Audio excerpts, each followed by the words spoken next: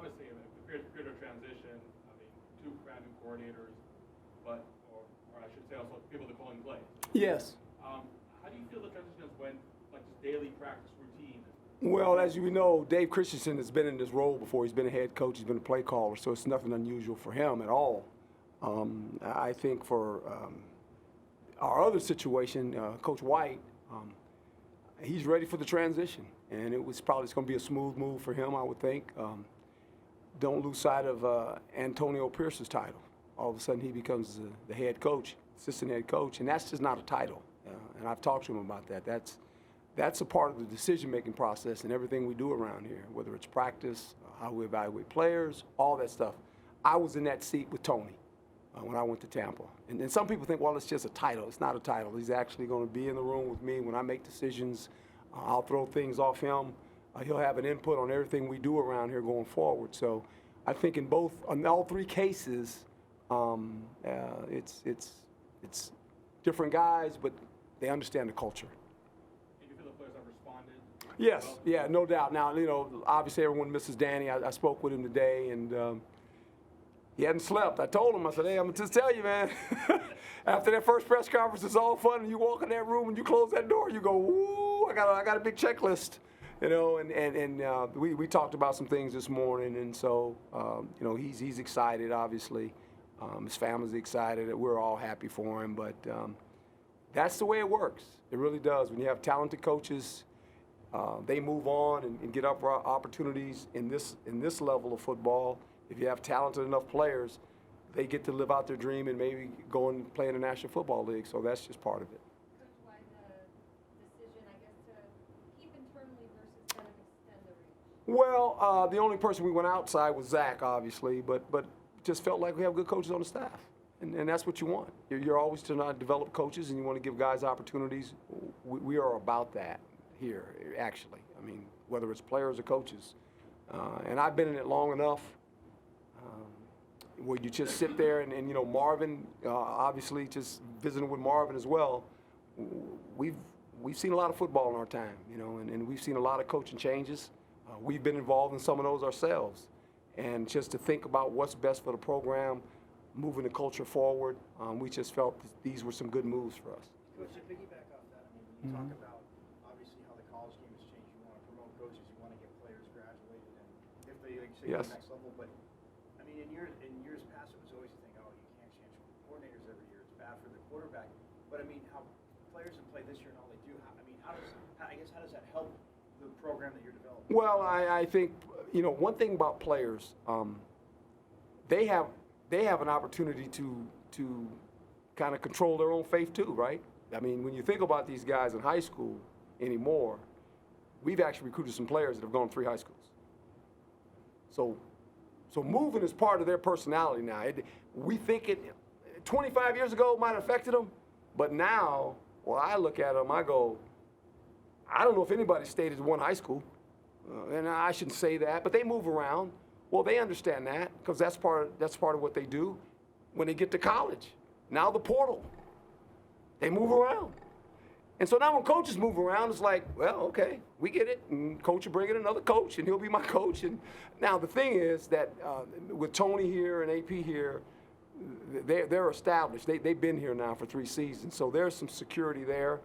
I would hope the head coach would give them some type of security, because I told you folks, I'm not going anywhere. And that's the God's truth. This is it. This is my last job.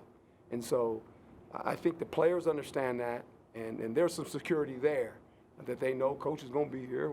And then whoever he hires, he's going to hire some good coaches, and we're going to move on. And when coaches leave or they get promoted, and you can ask any player, no different than when a player is in the portal or a player decides not to play because he might get drafted high, I don't talk about it.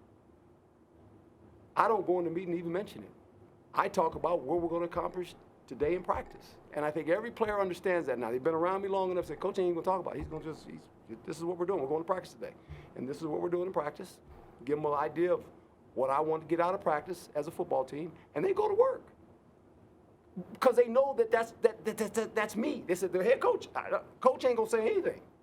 Now, I'm talking to you folks because that's the right thing to do, but I haven't talked to the team about anybody leaving. I haven't mentioned one word.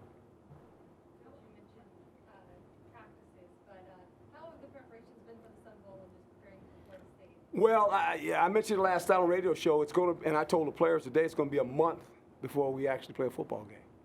A month. That's a long time. And I got back to the players to make sure they understood the details of what we do are very, very important, getting back into football shape. The scary part for us, we'll practice tomorrow, we'll practice Sunday, and then they get 4 days off. All of a sudden again. That's scary to me, right? And the fact that all of a sudden they're resting again. Lo and behold, Thursday when we get there, and they know it, I'm running them. We're going to do something. We have to do something Thursday to get back in the rhythm of practice, and then we have 2-3 days of practice like a regular week. But a month of not playing football is a long time, for anybody. And Florida State's going through the same thing. Any teams that have these late bowl games, all of a sudden, we played in the Vegas Bowl. It wasn't that long of a wait. This is a wait, and so you got to adjust to it. How are the running backs looked? Obviously, you're looking for somebody to replace them. How have those guys looked in practice? Well, they understand they're going to get an opportunity, and I think they're excited about that. And as we said, going into this game, there's a lot of players that haven't played a lot. We're going to try to give them an opportunity to play, and the running back position is one where we have, we have a player coming in, and they know that, but the guys that are here are actually going to play, and so Kyle is a little bit of a running back. He's a little bit of the joker now. He's going to play some running back. 25 is going to get a lot of reps running back. So we'll see how they fare. How does Flowers figure into this? He's going to get some reps too. They all know. I told him. I said, hey, Eno's gone. He's not playing. I'm definitely not going to play. So guess what? Go show off. With regard to defensive structure Yeah. moving forward, obviously Tony White, 12 years in this Yeah. structure, and your defensive background, what do you think about any new wrinkles or differences, or do you think it'll be pretty much what we've seen? Well, I think going forward, there's a lot of things that'll be discussed. But right now, there's no need to make changes. You forgot about one more guy, Marvin Lewis. He's coaching the secondary this week. It's fun to watch him. It's just, his poor wife. He was here last night till 9 o'clock. Peggy's gonna kill me. He's coaching the secondary. I love it. You can't make this stuff up, right? I mean, really, think about that. The guy was like, he's a special advisor for the football team, and now all of a sudden I looked at him, he says, don't look at me. I said, yeah, you got it. You got to coach him. You got to coach secondary. And he's having a blast. He really is. Being in, seeing what you guys have done defensively the last Yeah. few years, your kind of thoughts about where you want to progress from here? Yeah, I think it all has to do with personnel. Tony will look at it from his standpoint, and he might add something, and and that's what's great about it. I mean, he's got a piece of clay, and he knows the system. We all know the system now. We've been involved in it now for 3 seasons. For 2 seasons, it's really helped us. We have a lot of confidence in what we do. I think the players do as well. But when new coordinators take over, whether it's on offense or defense, they have a mindset of maybe I want to do a little bit more of this. And I told them, I said, this is your defense. I said, whatever you want to do, we're going to adjust, and we'll be fine. And he understands that. So it's going to be a fun off season, I think. As I said, we're not done yet. We have a few more players to sign. You guys will see that later on. And with that being said, a lot of things like our offense will change some, as you guys know, right? I mean, we got a guy coming in here. He's going to get a different mindset of offense. So I think sometimes that's good. A little bit of change, because for players, then it's not the same thing. It's something new. When you got to learn something new, you feel like, oh, I got to learn this, right? And so, not we're going to just go completely 360, but maybe a couple things a little bit different. Case Hatch had the make fullbacks ready to get had. Oh, I yeah. talked to Mike Carney this morning about the position in Zach Hill, Boise State utilization. So defensive run game travel, you always say. So can you just kind of expand on that? Well, he's music to my ears when we talked about the fullback and the tight end position. We'll be a little bit different, to say the least. It'll be interesting to see how we all put it together. But yeah, I think he's going to be a fantastic fullback. I love it when you have a fullback. It's just a lot of people don't see that. I mean, you watch it in the National Football League, and it's kind of odd, you know, and you don't play against that a lot. And all of a sudden now you got to practice against it. You say, oh, you got a fullback, or you got 2 tight ends on a wing. You got to defend that. That's a problem for defenses. It really is. And so now all of a sudden that becomes a little bit of some of our structure going forward. Not this week, but just going forward. So it's going to be fun on both sides of the ball. On offense and defense, they'll see some wrinkles. The players will have some new things to do, and I think that creates energy. And then with AP's evolving role, Mm-hmm. you added Arcane, who's done a good job recruiting, and you got Prentice and Derek Hagan. Yes. So does that, does that help take a lot of alleviate a lot of the stuff that AP Oh. has played? And No help doubt. your program? No doubt. And recruiting is big. It really is. And we still have to hire a secondary coach. And we've got a few guys targeted. And, but you hit it, recruiting, 80% of your life.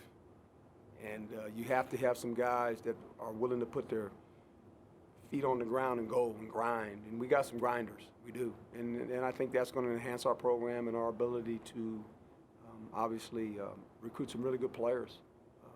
And it helps when you win, and it helps when your quarterback's pretty good. People view you a little bit different. They view you like, hey, these guys got a chance. And I think if anybody's watched the program the last 2 years, we're kind of trying to elevate ourselves. It's steps at a time, but I think the players understand that too. They understand there's a direction that we're trying to head. And then we'll hit a couple bumps, but I think for the most part, the players get it, the coaches get it. It'll be fun. Jack Jones. Oh, Jack, yeah. What would you say about him and just what he's been able to contribute to the team and his personality and just things we've He has a lot of energy for one, a very confident player, and it took him probably 2 months to get in shape to play football again. He'd been out of football a long time. He really had, when you think about a young guy. Hadn't played a lot and wasn't playing up to his capability or his standard. He didn't really have an off season with us. He's missed a lot of, people don't realize, and I tell players, you can't cheat the game. And I kept telling him that. I said, your problem is you don't have time now because you actually got to play in the game where it counts, right? And I think if you watched him play the last 2 weeks, it gives you kind of an outlook of what he can become. Chase played good down the stretch. I visited with both of them and told them, I said, now, tell you something. When the season starts next year, we got 2 pretty good corners that have played a lot of football, and there's going to be expectations from you guys. I mean, when you think about the Pac-12, you got 2 starting corners coming back again. Chase has been playing, 3 years now, be his 4th year, something like that. Jack, all of a sudden now he's got some history. They got experience. That helps you, and they got a lot of confidence now. They've played together, and that's going to help you. So we were excited about that. Since you're talking about Marv spending longer hours, suffice to say he's not a candidate to fill that role. No. I'm not going to have Peggy mad at me. I said, it's just this week, and he's going to be okay. I had to go to the radio show last night. I had to leave at 7, and I'm sitting in there, and I'm looking at Marv, and he goes, we got a lot of work to do. I said, ooh, this is not good, because he generally leaves here about 4:30, 5 o'clock. He said he leaves till about 9 last night. I said, ooh, that's not good. I'm going to get the phone call from Peggy. It's all good, though. He's a blessing. It really is. We have a great friendship, and I'm just so glad that he's here because he's helped a lot of guys. He's helped a lot of coaches, and he's got a lot of wisdom. And he's a ball coach. At the end of the day, he's a ball coach. Marvin has no ego if you know him. He's a great guy, and he brings a lot to our young coaches when you think about knowledge. So it's just fun to watch him in the room now that he's back because he can actually have a voice now. Before he couldn't have a voice. And the players are kind of looking at him. I say, yeah, he can talk. He can talk. He can coach. He can coach. So it's Nice to have a guy like that that you could literally hand anything to. yeah. I mean, he comes to my office like he's the assistant coach, like he's working like under me. I say, you ain't working under me, man. You stop it. Whatever you say, let's do. You gotta ask me. Go ahead. So it's been a lot of fun that way.